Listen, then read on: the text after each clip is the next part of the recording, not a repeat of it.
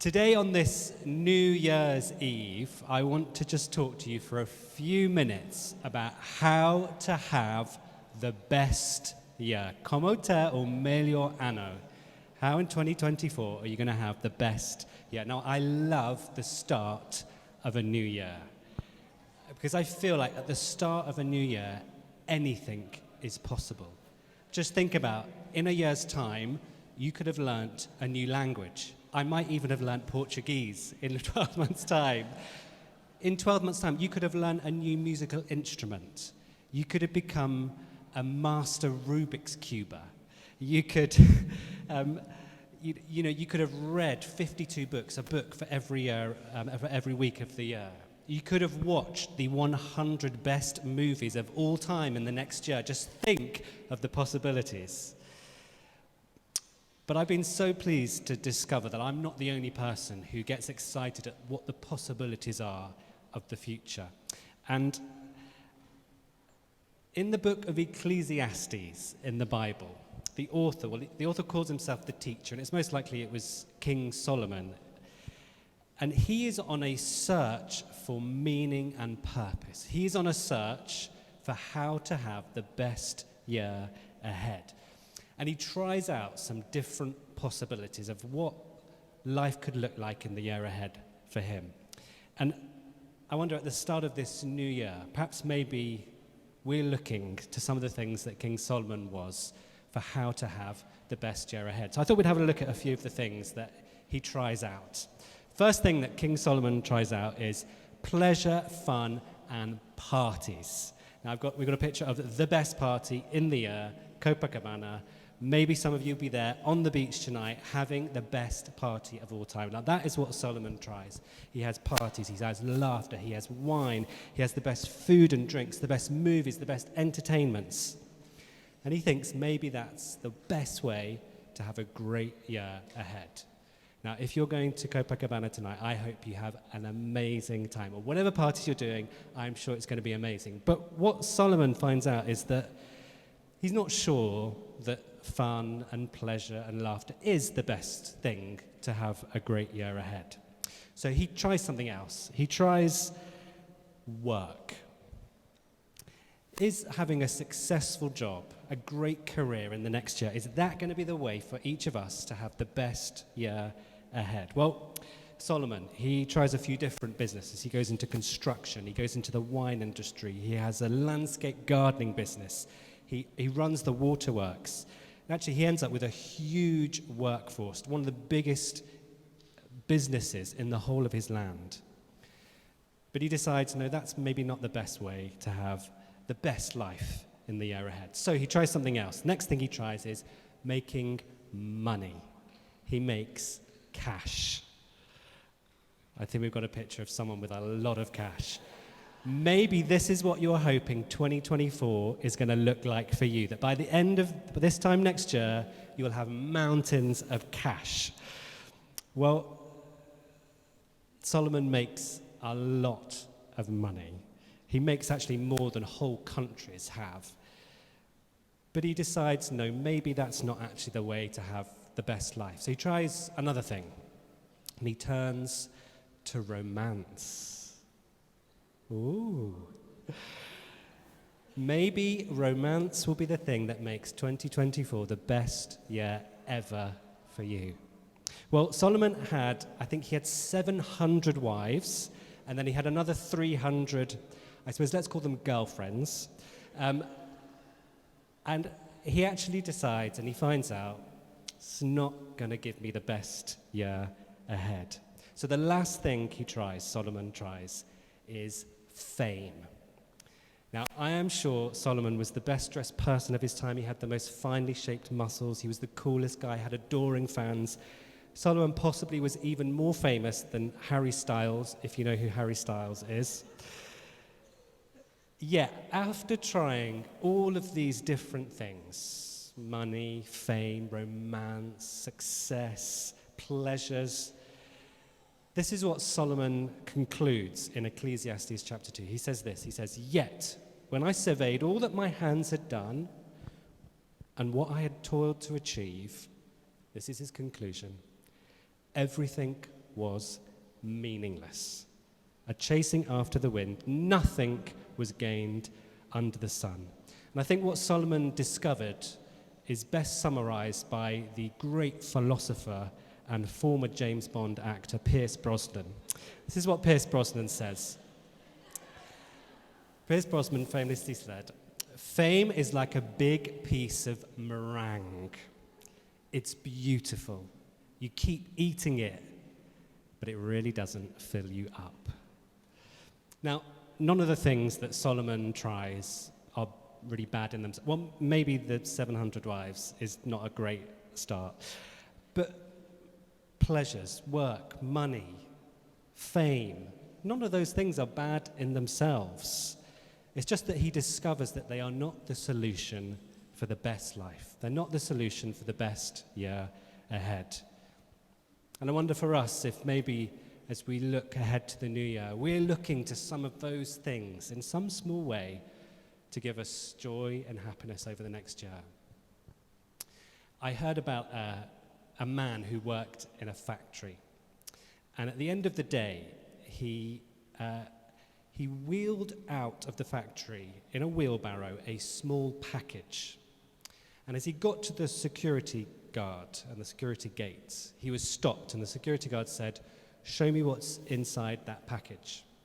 And the man said, "Well, it's nothing. It's nothing. You won't be interested in it." And he says, "No, I need to see what you're taking out in that package." He says, "Well, it's just sawdust. On the factory floor, there's lots of sawdust, and I've put some sawdust in a package." He says, "Okay, open it up and show me." So the man opens up his package. The security guard sees that it's just sawdust. So he lets him on his way. Next day, exactly the same things happens at the end of the day. And the third day, and the fourth day. And then on the fifth day, this man again leaves the factory, wheeling out this small package. And he stops at the security guard. And the security guard says, "What's in the package?" And he says, it's just sawdust." And the security guard says to him, "I've just got the feeling that you're up to something and that you're doing something wrong. I just can't figure out what it is." And the security guard says, "Well, if you tell me what it is you're doing, and if I promise that I won't tell anybody, I won't get you in trouble, if I promise that, will you just tell me what it is that you're doing?" And the man says, "Okay, I'll tell you. I'm stealing wheelbarrows."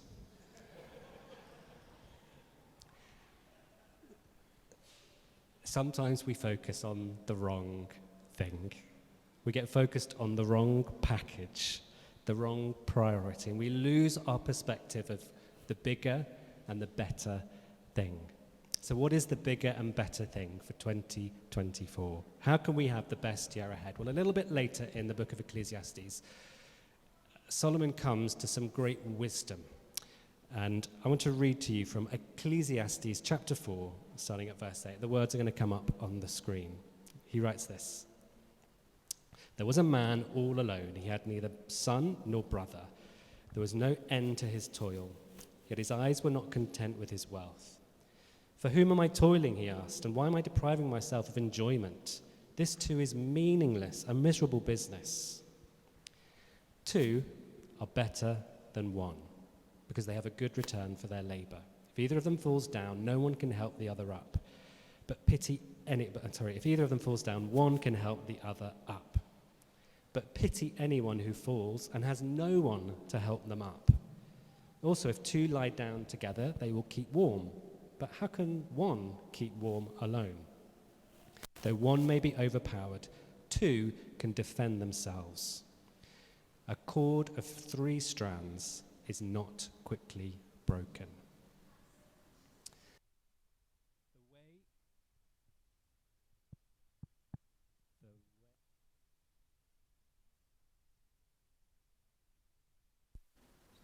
The way to have the best year ahead is to prioritize your friendships. Ecclesiastes 4 describes a man who is working alone.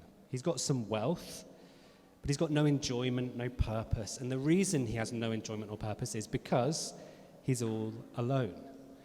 Now, we know that that is not the way that the world was created.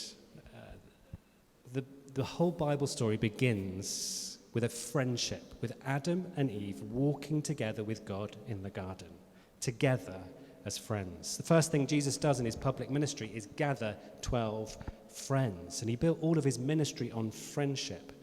And he will later say that he lays down his life for his friends. The Bible ends with friendship. Revelation 21, the reason for this new heaven and earth is that it will be a place where God dwells with people.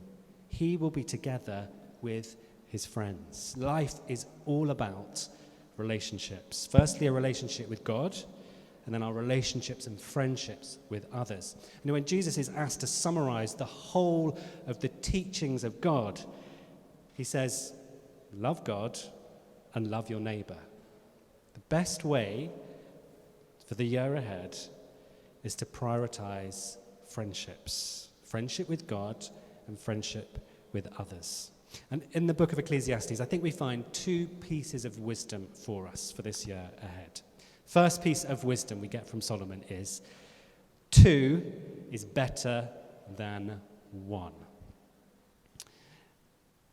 One of my favorite things to do is to watch football, and particularly to go to live football matches. And when I lived in the UK, I would go quite regularly occasionally I would go to matches with my friend Joe. I think we got a picture of me and Joe at a match. Joe is a pastor of a church in London. And a little bit before we left the UK, Joe and I went to a match, Fulham against Leeds United. And the first half of the match was quite dull. Nothing really happened. So at halftime, we went to the bar in the stadium and we got in the queue. And as I was standing in the queue, I noticed there was a man next to me. And the man was from Leeds. He was from Yorkshire. And he stood next to me and he said, "Where are you coming from?" I said, "Oh, hi, I don't live too far away. How about you? Where are you from?" And he looked at me again and just went, "What you doing?" I said, "Well, I've just been really enjoying this match." And at this point, I thought we were striking up the beginnings of a really good conversation. I was thinking I might be able to invite him to church, see if he wants to explore faith in some capacity. But at that same moment, Joe, my friend Joe, had realized 3 things that I had not realized. First of all, Joe had realized that this man was under the influence of some substances. And he was quite agitated, and he was getting quite expressive. Second thing that Joe had realized that I hadn't realized was that we were at a Fulham versus Leeds game, and we were in the Fulham section, and this man supported Leeds. And Joe had realized that this man had not come to the football to watch the football. He'd come to the football to find someone to have a fight with, and the person he'd chosen to fight was me.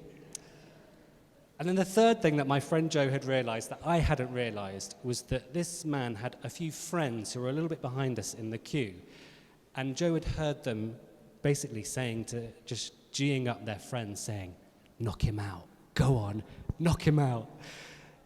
So at that moment, Joe put his hand on my shoulder.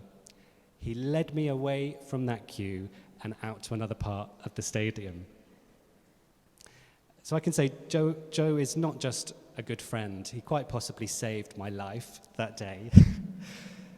But I definitely learned that 2 is better than 1. Friends see things you don't see. They have skills that you don't have. Life can be far more efficient working with others. But the thing is, you don't always get to choose the people in your life. There will be family, colleagues, people in your sphere, perhaps even the person sitting next to you at church, that you think, I maybe don't necessarily get on with them so much. But life and this year ahead will be so much better, more effective, more fun if you choose to make friends with the people in your life. You might say to me, Ben, come on. If you knew my family, if you knew my colleagues, there are some really difficult people in my life.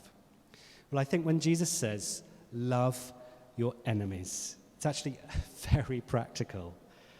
Because if you work towards making friends, even with the most difficult people in your life, well, it's actually, in the end, quite hard to not like your friends. Solomon says, 2 are better than 1 then. Because if either of them falls down, one can help the other up. I watched a TED talk by a psychologist entitled The Cure for Burnout. And this psychologist talks about how to deal with difficult feelings, how to watch and see the signs of stress and burnout. And this psychologist, when they're asked, what is your advice on this topic, this is what they say. The cure for burnout is not self-care. What you need is a bubble of love around you. People who care about your well-being as much as you care about their well-being. People who will turn to you and say, do you know what, you need a break, or I will help you. Or people who will just give you 15 minutes of time to tell you about the problems you have. Someone to say, I'm on your side. The cure for burnout is not self-care. It is all of us caring for each other. We can't do it alone. We need each other. Now, I think we are supposed to be a burden to each other. Humans are designed to need each other. One of the things I'm going to try and be better at in the year ahead is WhatsApp. I am horrendous at responding and replying and contacting people through WhatsApp. But one of the things I want to try, and one of my friends challenged me on this, is I want to try and get better, especially to my friends and family in the UK who I never see. I want to try and get better at just sending that little message to say, hi, how are you? I'm thinking of you. What's happening? Even that can be powerful. We all have moments where we fall down, where our health fails, maybe in our emotions, moments of failure, worry or stress. These are the times we need each other. In the next year, there are going to be times when there is someone who needs you to pick them up. And there might even be one day in the next year where you need someone to pick you up. 2 is better than 1. But the second piece of wisdom that Solomon gives us is that 3 is better than 2. Tres é melhor que dois. I'm already learning Portuguese this year. Solomon says in verse 12, he says this short but packed full of wisdom line. He says, a cord of 3 strands is not quickly broken. In the middle of 2020, just at the start of the pandemic, our family, we had to move house. And we moved on site to the church where we were working at the time. And we moved next door to a family, the family where they were pastors at the church. And one of the best things about moving to this new flat was that the family had a daughter, Molly, who was 8 years old. And our daughter, Ray, at the time was 6 years old. And Molly, 6, and Ray, 8, became really good friends. Here's a picture of Molly and Ray at that time. And every day we'd get a knock at the door, and Molly would say, can Ray come to play? And the next day Ray would run across to our neighbours and say, can Molly come out to play? And it was just wonderful to see this really blossoming friendship. But the moment their friendship really took off was they were having a conversation one day, the two of them, about godparents. And they realised that they share the same godmother. We have a good friend who is the godmother of Ray, but she also turned out to be the godmother of Molly. And so Ray and Molly decided to create a new term called God Sisters. So they are now God Sisters. And, the wonderful thing is that, Molly actually, she had to move away a few months later. We're now they're in the UK, we're here in Brazil. Wherever those girls are for the rest of their life, they will always share this wonderful thing that they are God sisters. They have this third strand in their relationship. And when Jesus is at the heart of a friendship, when he is that third strand, the friendship becomes so much stronger. I think we each have friendships that maybe take us away from Jesus and others that maybe draw us closer to him. Inviting Jesus into our friendships is the key, I think, to transforming our own lives and the lives of those around us. If you think about it, I think friendship is the key to evangelism. You can't really have a conversation about faith with someone. You can't really invite someone along to church or to Alpha if you're not their friend first. I think friendship is the key to discipleship. You know, next year we're going to be launching some new discipleship groups here in the church. Really, what that's going to be is friends gathering together to have fun and to talk about Jesus. Friendship. But I also think friendship is the key to the transformation of our city and our society.